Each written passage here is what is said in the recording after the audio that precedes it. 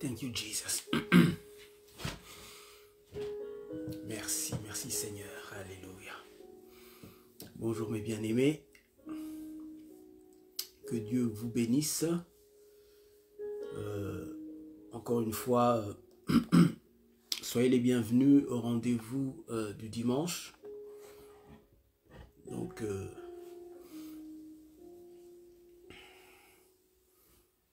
bien-aimé, bonjour mon bien-aimé Eva Nasena, God bless you. Pasteur Eva Nasena, ami de l'école, Yabakoupé, hein, au collège Boboto. Que Dieu te bénisse. Et donc, voilà. Je suis donc Gédéon Mazina.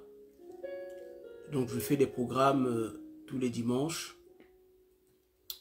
Et voilà. Et donc, je fais des live vidéos sur Facebook. Et je poste ces mêmes vidéos sur YouTube. Et mon compte YouTube, c'est Évangile du Royaume Éternel. Et donc, vous pourrez vous abonner à mon compte YouTube. Comme ça, dès que je posterai une vidéo, vous serez notifié. Et donc, pour visionner mes vidéos, vous pouvez, sur YouTube, vous pouvez juste écrire sur le search engine de YouTube, Pasteur Gédéon Mazina, vous aurez accès à mes vidéos. Et aussi sur, j'ai une page Facebook où j'ai toutes mes vidéos de prédication et tout. Et pour avoir accès juste sur Google, vous mettez @p.g.mazina. @p.g.mazina. Alors, vous aurez donc accès à toutes mes vidéos. Voilà. Donc ça, c'est sur ma page Facebook. Et vous aurez accès juste sur le Google. Donc, vous écrivez ces informations sur Google. Vous aurez accès direct sur ma page Facebook. Voilà. Et vous pourrez donc visionner aussi toutes mes vidéos. Et ma page Facebook, c'est Évangile du Royaume. Voilà. Alors, que Dieu vous bénisse. Nous allons aller tout droit dans notre message d'aujourd'hui. Alors, là, le titre de notre message, c'est que dit la Bible sur ce qui se passe dans le monde aujourd'hui. C'est la deuxième partie.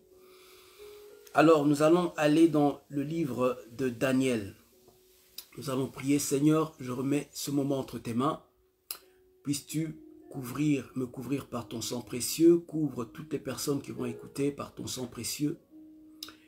Et je m'oppose à toute puissance contraire qui s'oppose à la parole de Dieu, qui s'oppose à l'avancement du royaume de Dieu, qui s'oppose à l'avancement de ton royaume sur la terre.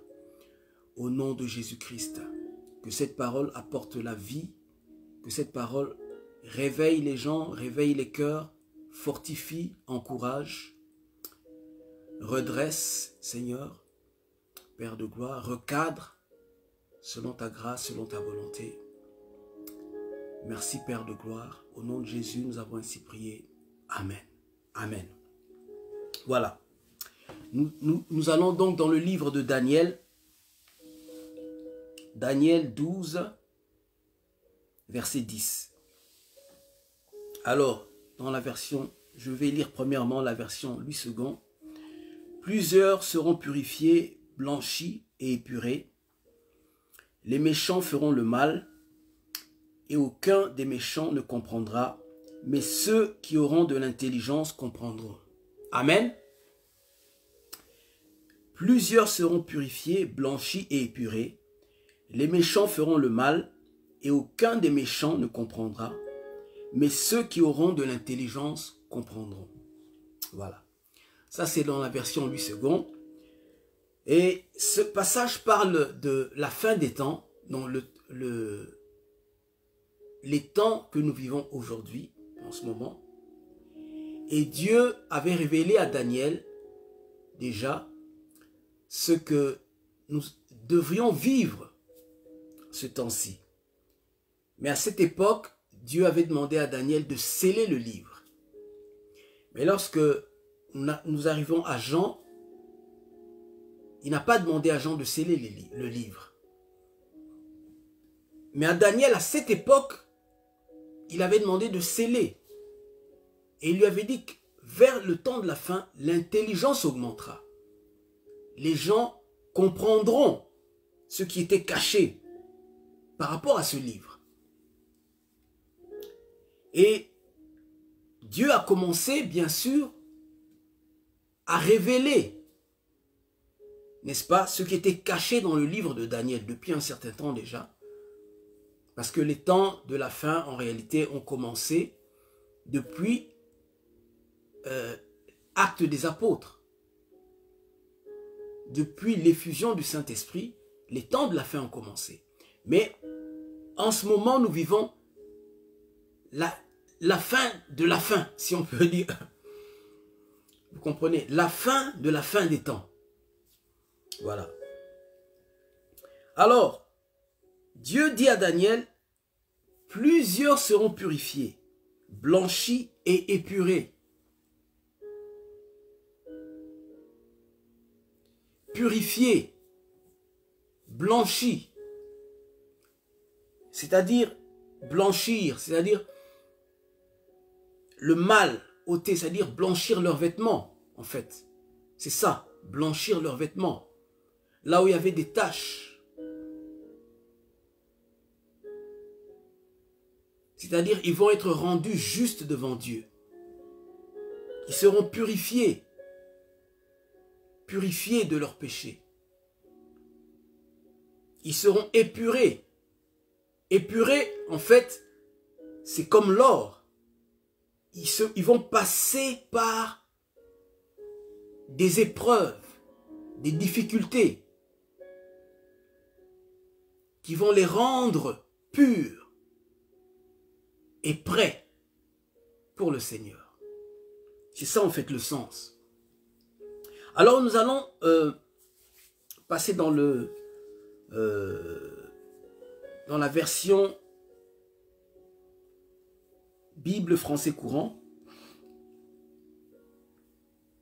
Dans la version Bible français courant, on voit beaucoup de gens seront purifiés, blanchis, affinés par les épreuves.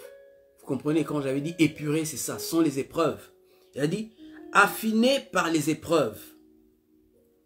Les gens mauvais, incapables de comprendre, continueront à commettre leurs crimes. Mais les gens intelligents comprendront ce qui se passe. Déjà ici, on voit deux groupes. Les gens intelligents qui comprendront les temps que nous vivons. Et puis nous voyons les gens incapables de comprendre, les gens mauvais. Qui sont les gens mauvais? Premièrement, c'est pas seulement quand on... Vous savez, parce que la définition du mal aujourd'hui, pas aujourd'hui seulement, mais selon le monde, n'est pas la définition du mal selon Dieu.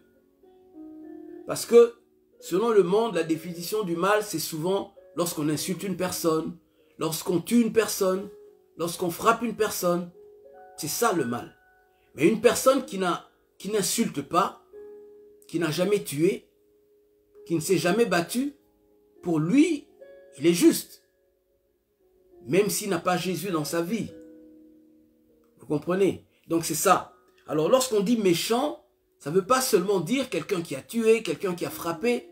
C'est tout simplement quelqu'un qui n'est pas en règle avec Dieu. Qui n'a pas réglé sa vie avec Dieu.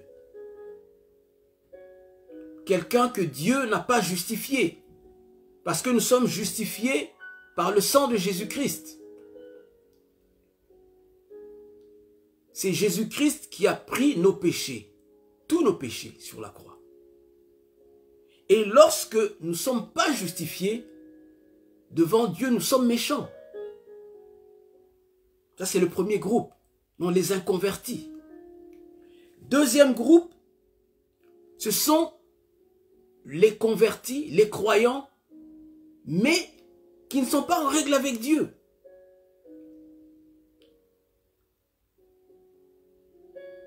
Qui ne sont pas en règle avec Dieu. Qui n'ont pas réglé leur vie avec le Seigneur. Mais ils sont chrétiens. Ils vont à l'église tous les dimanches, mais ils ne sont pas en règle avec Dieu d'une certaine manière. Ils vivent certainement une vie qui ne plaît pas à Dieu. Mais ils sont chrétiens, ils sont croyants. Donc ça, c'est le deuxième groupe que Dieu regarde comme méchants. Ceux qui n'obéissent pas à la parole de Dieu. Ils sont chrétiens, mais ils n'obéissent pas à la parole de Dieu. Ils vont à l'église, ils écoutent la parole, mais ils ne pratiquent pas la parole.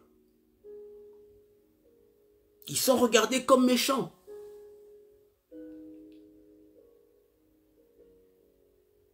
Et ils sont distraits. Les gens aussi qui marchent selon la chair. Ce sont des gens qui sont dans la distraction. Ils sont regardés comme méchants. Parce que celui qui vit, qui marche selon la chair, comme le Romains 8 nous dit, n'est-ce pas, vit dans la mort. Mais celui qui marche selon l'esprit vit. Marcher selon l'esprit, c'est la vie, et marcher selon la chair, c'est la mort. Et celui qui marche selon la chair ne pourra pas, sera incapable de comprendre ce qui se passe en ce moment. Et celui aussi qui ne connaît pas Christ sera aussi incapable de comprendre ce qui se passe en ce moment. Lorsque nous lisons la version parole de vie, il dit « Beaucoup de gens seront purifiés, préparés, lavés par les souffrances. » Waouh! Lavés par les souffrances.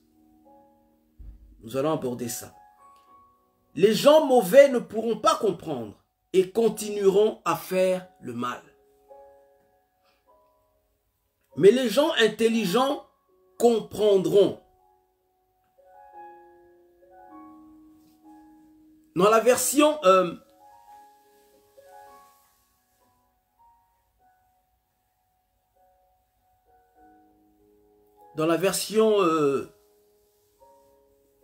Jewish Bible, la Bible juive, il dit en anglais, bien sûr, je vais traduire littéralement, many will, ici, écoutez, many will purify, cleanse and refine themselves, but the wicked will keep on acting wickedly. And none of the wicked will understand, but those with discernment will understand. Là, on parle de discernement. Est-ce que nous discernons ce temps? Et puis, ici, un fait important, ici dit, many will purify, cleanse and refine themselves. Alors que les autres versions, on voit, beaucoup seront purifiés. Donc ici, qu'est-ce qu'il a dit? En fait, il a dit, beaucoup vont se purifier, vont se raffiner, vont se nettoyer eux-mêmes. Beaucoup vont se purifier, vont se blanchir et vont se raffiner eux-mêmes. Vous comprenez? Et de l'autre côté, c'est beaucoup seront purifiés. Donc on voit l'action de Dieu et on voit l'action du croyant. Alors on commence par l'action de Dieu. L'action de Dieu. En ce moment, il y a beaucoup de gens qui pleurent depuis l'année dernière parce que beaucoup ont perdu un ami, un frère, une sœur, une mère, une belle-sœur, une femme, un mari, un fils, une fille, une nièce, un neveu, à cause de cette maladie que nous avons en ce moment, qui fait rage.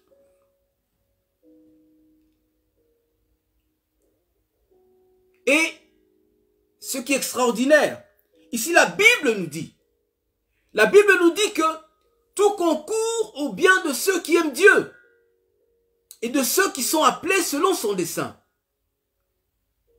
Il y a des gens qui sont appelés, mais qui sont encore dans le monde, mais qui viendront dans la bergerie, mais qui vont entrer dans la bergerie à la dernière minute.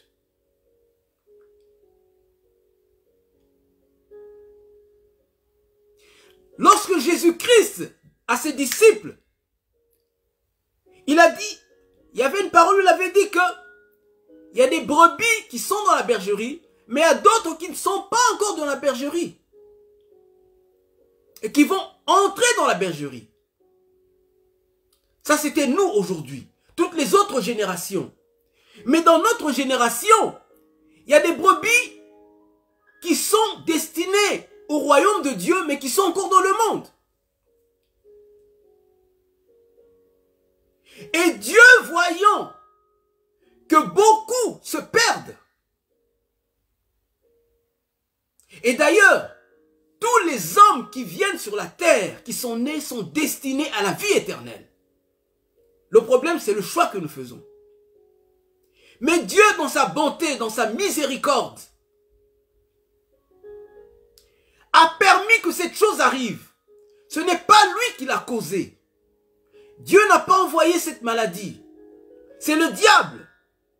Car le diable vient pour voler, égorger et détruire. Mais le Seigneur vient pour donner la vie avec abondance. Mais la priorité de Dieu, ce n'est pas ce monde, c'est l'éternité. Lorsque Dieu t'a sauvé, c'est pour que tu ailles te vivre, que tu vives avec lui éternellement.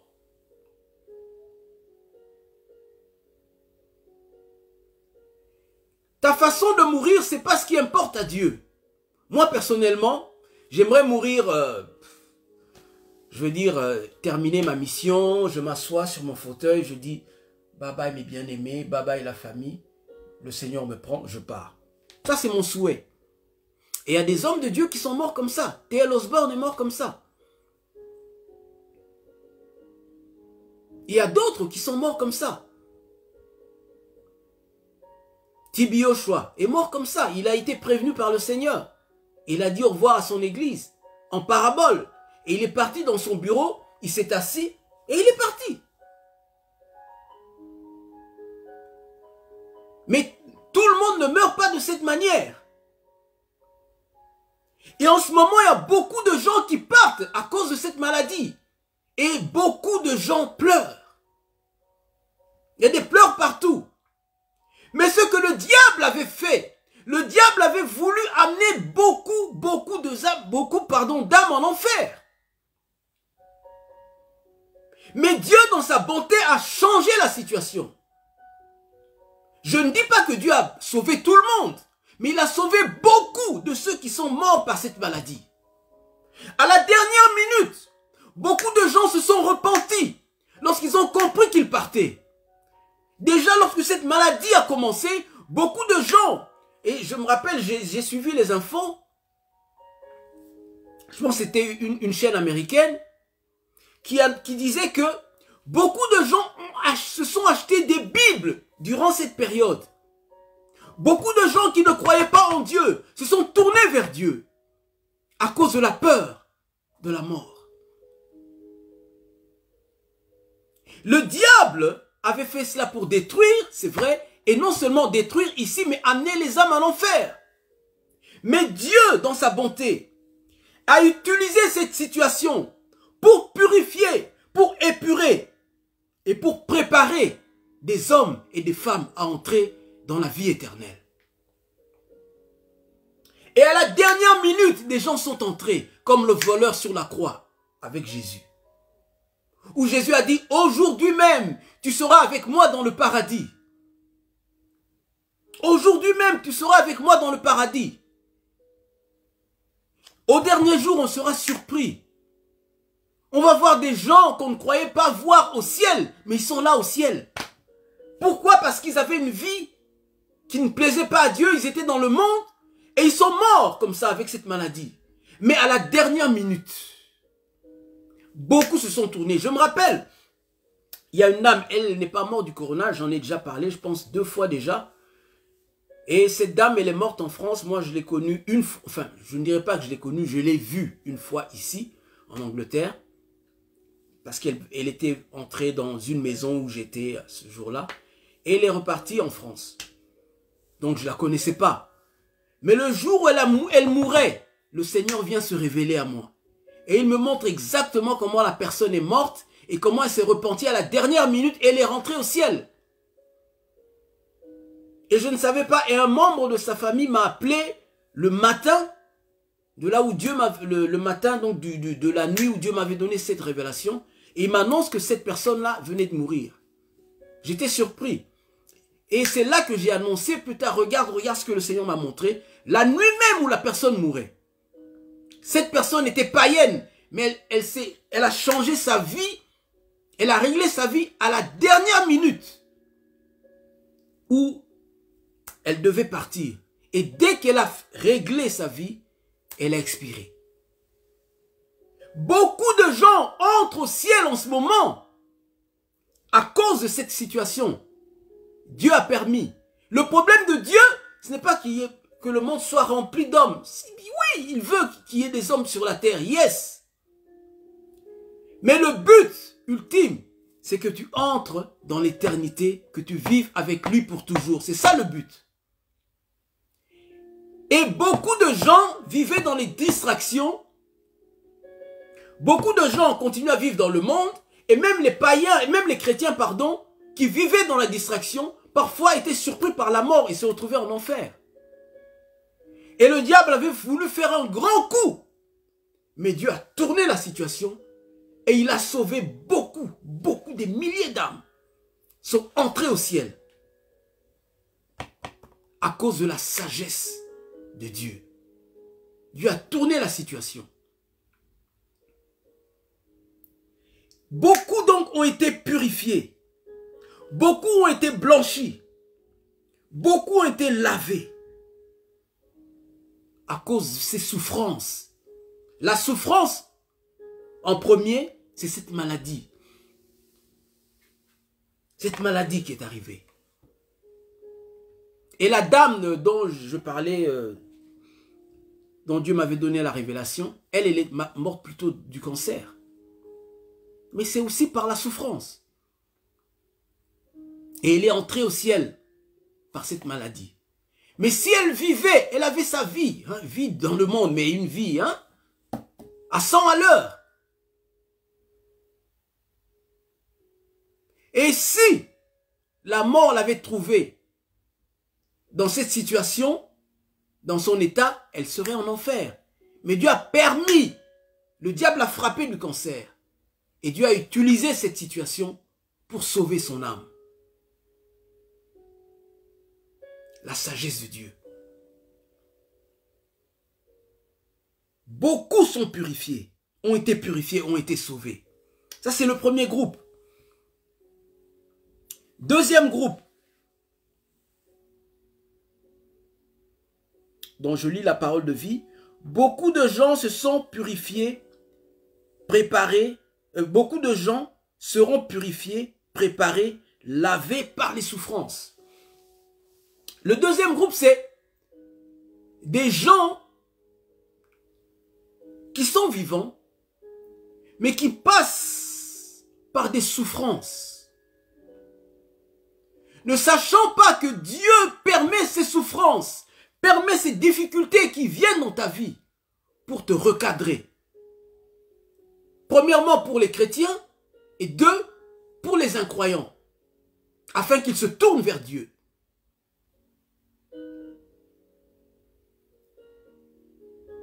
Et à travers ces souffrances, leur vie sera purifiée. À travers ces souffrances, leur vie sera lavée. À travers ces souffrances, Dieu est en train de les préparer. Préparer pour la vie éternelle. 1. Préparer pour l'enlèvement. 2. Préparer pour le grand réveil qui arrive. Pour la grande visitation de Dieu dans ce monde. Parce que Dieu veut visiter le monde. Et c'est proche. Et il ne veut pas que les gens manquent. Parce qu'il y a deux choses qui arrivent. Il y a la visitation et il y a aussi le jugement. Et Dieu ne veut pas que les gens tombent sous le jugement. Mais quoi qu'il y a deux choses. Ce n'est pas le jugement de Dieu, c'est le jugement de l'ennemi. Le diable continue à frapper. Mais Dieu utilise cette situation pour que les gens soient visités. Mais il permet en ce moment que les gens passent par la souffrance pour que lorsque la visitation de Dieu vient, tu sois protégé de tous les plans maléfiques que le diable a contre toi. Tu sois protégé et que tu sois sauvé par la grâce de Dieu. Alors, lorsque tu vois des difficultés qui sont arrivées en ce moment, tu ne comprends pas, tu te poses toutes sortes de questions. Non, Dieu permet ça. Tourne-toi vers Dieu parce que c'est ce que Dieu veut que tu fasses.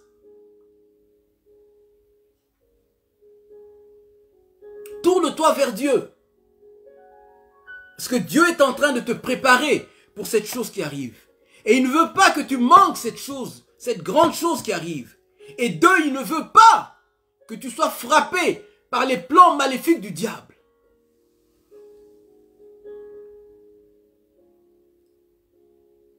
Il veut que tu sois sous l'ombre du Tout-Puissant. La Bible dit, tous ceux qui sont sous l'abri du Très-Haut sont à l'ombre du Tout-Puissant. Tu es à l'ombre. Là où la chaleur du soleil ne peut pas te frapper. Tu es à l'ombre. Là où les traits enflammés du malin ne peuvent pas te toucher. Mets-toi à l'ombre. Lorsque tu vois ces souffrances, c'est pour que tu te tournes vers Dieu. Tu cries à Dieu au secours. Et Dieu va en profiter pour tirer ton âme vers lui. Pour te protéger, pour te sauver.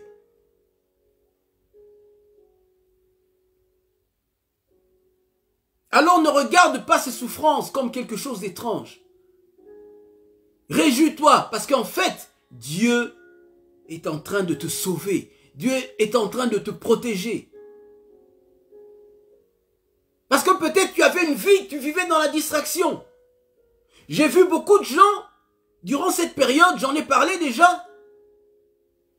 Lorsque les gens étaient dans le confinement, eux, ils étaient là à prendre des photos, clic, clic, mettre sur Facebook, clic, clic. Et non seulement les photos, des vidéos, pardon, c'était pas seulement des vidéos, mais des vidéos en train de boire je ne sais quoi, whisky, et puis, hey, confinement, hey. Distraction. Et ils ne savaient pas, ils ne savent pas quel temps nous sommes. La Bible dit, ceux qui ont le discernement comprendront. Mais ceux qui n'ont pas le discernement vont continuer dans leur vie.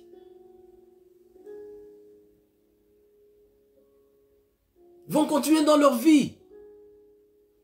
Et risquent d'être surpris. Le diable va les frapper.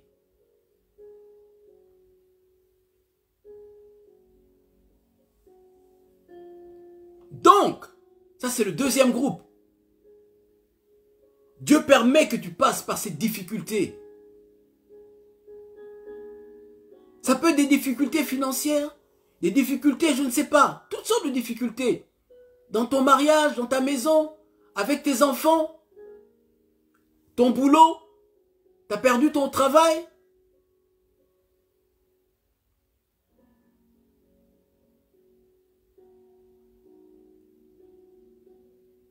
Tu es tombé malade. Tu as subi le divorce. Dieu connaît, le diable a frappé, mais Dieu utilise cette situation pour te ramener vers lui, pour te recadrer.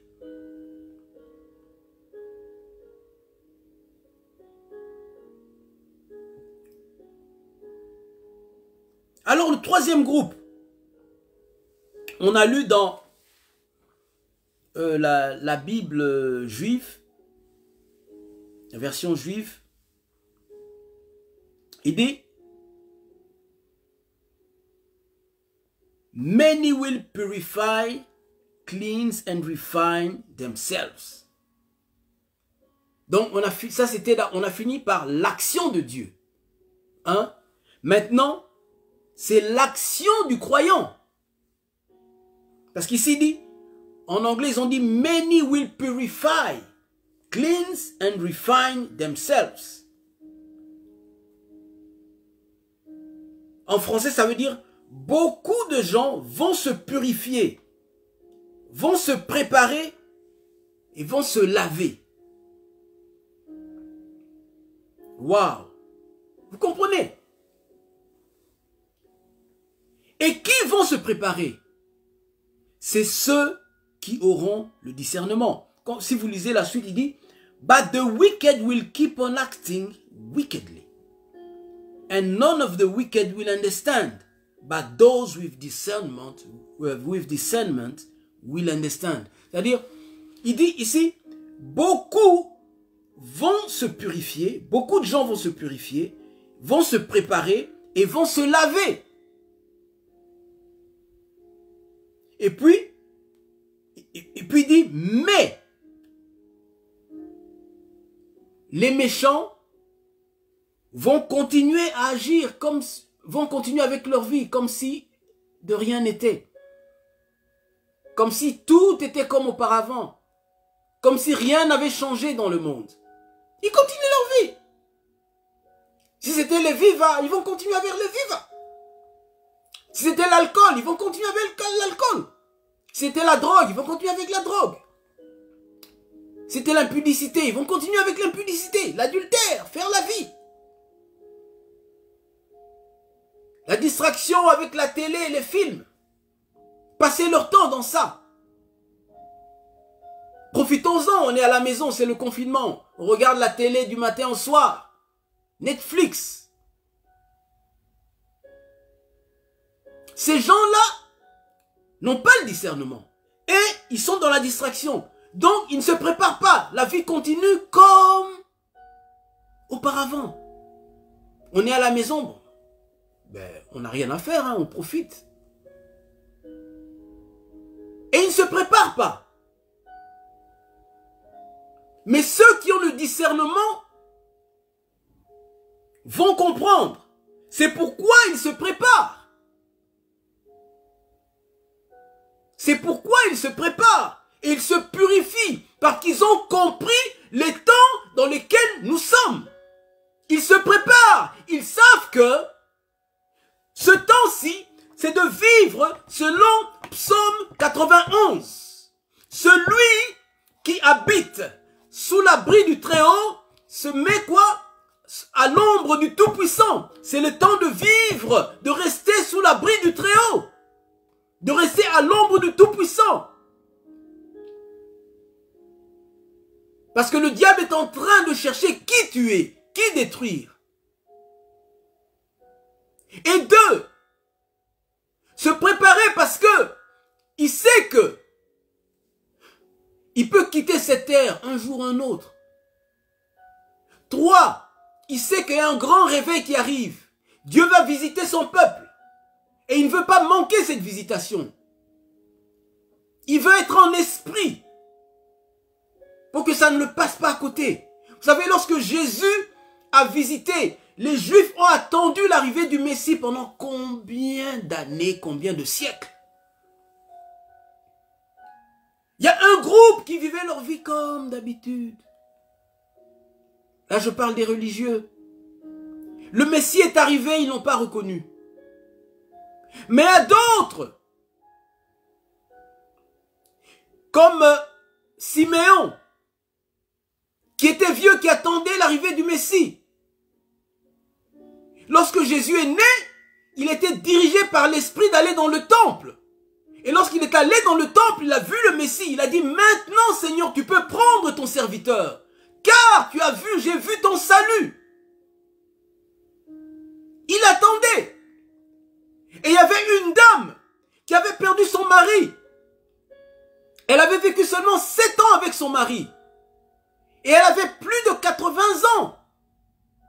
Et depuis, après les 7 années qu'elle a vécu avec son mari, elle restait dans le temple, dans le jeûne et la prière.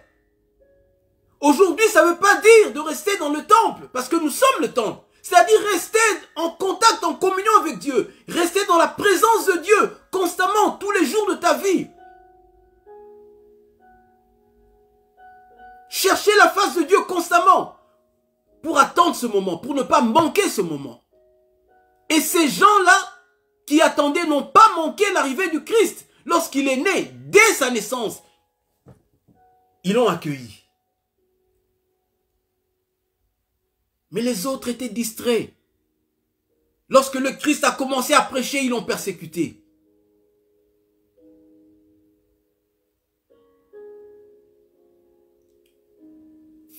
Faisons attention qu'on ne se retrouve pas dans le camp de ceux qui vont persécuter ce réveil.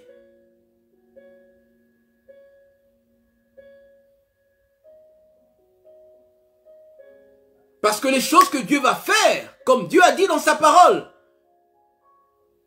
je vais faire une chose nouvelle.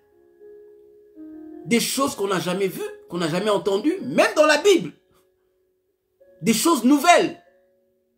Mais il faut être en esprit pour comprendre ce que Dieu va faire. Quand Dieu va commencer à agir, se manifester dans le monde. Qu'on ne soit pas de ceux qui sont comme des religieux pour combattre ce réveil. Préparons-nous.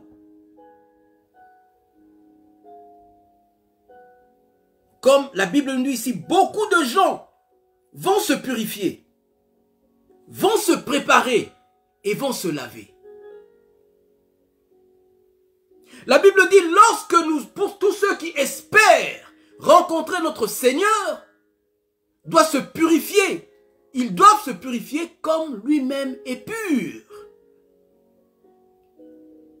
Si nous espérons rencontrer Jésus, nous devons nous purifier comme lui-même est pur. Seulement ceux qui ont compris, qui ont discerné les temps, commencent à se préparer. La Bible nous dit dans Proverbe 27, 12. L'homme prudent voit le mal arriver de loin. Il le voit arriver de loin. Et il fait quoi? Il se cache.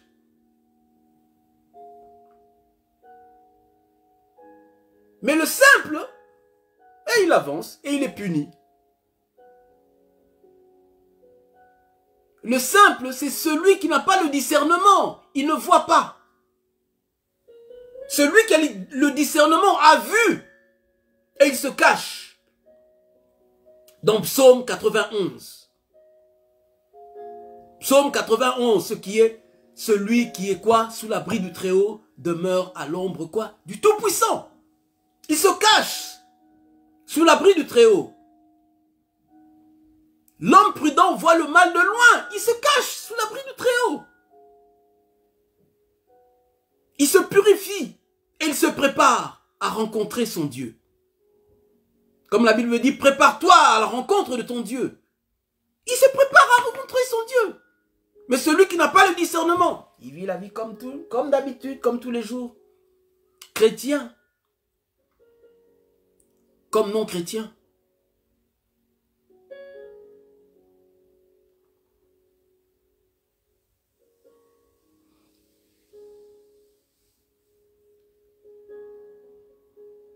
Il se prépare pour ce grand réveil. Il se prépare pour la visitation de Dieu. Il se prépare pour la grande bénédiction qui arrive sur l'église de Dieu. Vous disiez oui. J'avais dit, ceux qui sont en train de faire en ce moment, ils préparent l'arrivée de l'Antichrist. Mais nous, église, nous devons prier. Ça va échouer parce que ce n'est pas leur temps. Ils viennent avant le temps. L'Antichrist viendra, il arrivera en son temps, dans quelques années. C'est pas loin, mais ce temps-ci, c'est pas son temps. Alors, l'ennemi a attaqué pour empêcher ce réveil. Pourquoi? Parce que dans le réveil, il y a le salut des âmes.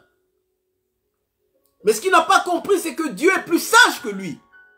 Beaucoup d'âmes sont mortes, mais Dieu a sauvé beaucoup, des milliers à travers cette maladie. Beaucoup sont entrés au ciel parce qu'ils se sont repentis à la dernière minute. Ils se sont tournés vers Dieu, ils ont crié au secours, comme le voleur sur la croix. Seigneur, souviens-toi de moi. Et le Seigneur, un Dieu de miséricorde, a dit, aujourd'hui même, tu seras avec moi dans le paradis.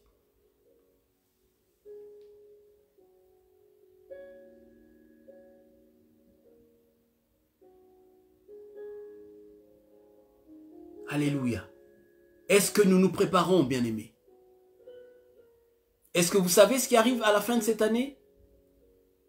Est-ce que vous savez comment l'année 2022 va commencer? Ou comment cette année va finir? Le diable prépare des grands coups contre l'Église et contre ce monde. Est-ce que tu te prépares? Jésus a dit à ses disciples, veillez et priez afin que vous ne tombiez pas dans quoi? Sous la tentation. Pourquoi? Parce que celui qui veille et qui prie, lorsque l'épreuve arrive, il ne cède pas.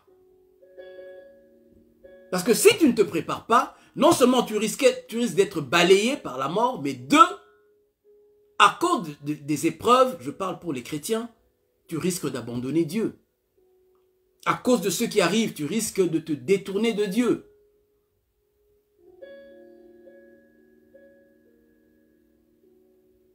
Alors prépare-toi. Parce que si tu manques le réveil, c'est pas bon. Et tu commences à combattre le réveil et tu abandonnes aussi le Seigneur.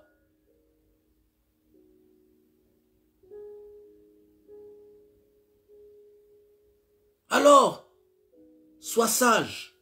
Il dit, l'homme prudent voit le mal arriver de loin et se cache. Il se cache où? Dans la présence de Dieu. Il se cache sous l'abri du Très-Haut. Il se cache à l'ombre du Tout-Puissant. Mais le simple avance, c'est-à-dire il continue sa vie comme si de rien n'était. Il continue sa vie comme si de rien n'était. Comme si rien n'avait changé. Alors que dans le monde spirituel, tout a changé. Nous sommes déjà dans un autre temps. Alléluia. Préparons-nous. Nous avons fini pour aujourd'hui. Que Dieu vous bénisse. Nous allons prier. Merci Seigneur pour cette parole. Seigneur de gloire, touche ton peuple à travers ce message, afin que tout un chacun puisse se préparer. Et aussi ceux qui ont perdu des membres de leur famille soient consolés. Ceux qui ont perdu un frère, une sœur, une mère, un père, un oncle, une tante, un fils, une fille, un neveu, une nièce, un ami, une amie, Seigneur, qu'ils puissent être consolés. Qu'ils sachent, qu'ils comprennent que toi, Dieu, le Dieu de sagesse, le Dieu de miséricorde, tu as sauvé des milliers d'âmes en ce moment, à travers cette maladie. Tu as sauvé des milliers d'âmes parce que beaucoup, le diable a préparé ce coup, pensant amener des milliers en enfer. Mais toi, parce que tu es le Dieu sage, tu as amené des milliers au ciel. À la dernière minute. Tu es le Dieu sauveur et tu vas continuer à sauver jusqu'au bout. Jusqu'à la dernière trompette, Seigneur.